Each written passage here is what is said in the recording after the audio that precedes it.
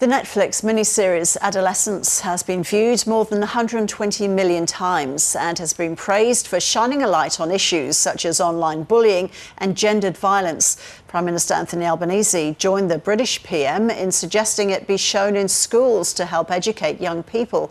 But not everyone agrees this is a good idea. Joining us now from BTN High is Michelle Wakim. Hi, Michelle. So what have young people's responses been to the show?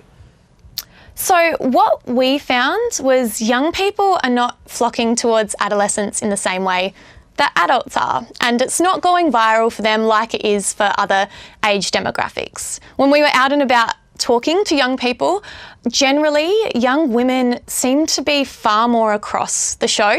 They'd either seen it or were talking to friends about it or seen commentary about it on social media. And they generally said it was quite realistic. Of course, it's dramatised, but realistic.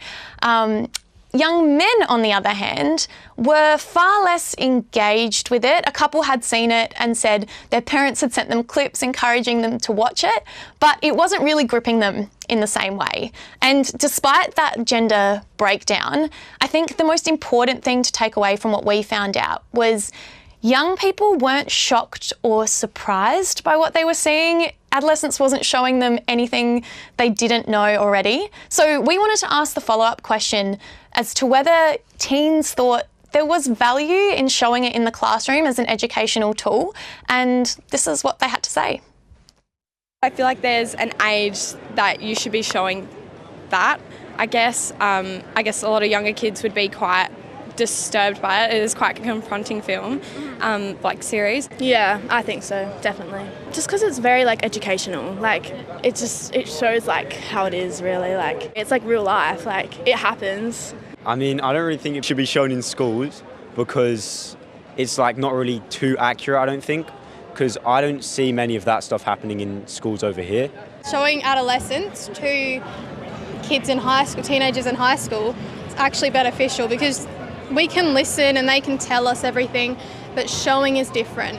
Visualising it, actually seeing the impacts and the violence and all of that. I don't think necessarily learning them from movies or TV shows, but I think we should definitely be learning these things like we learn about other stuff like consent and other stuff, because it's quite important.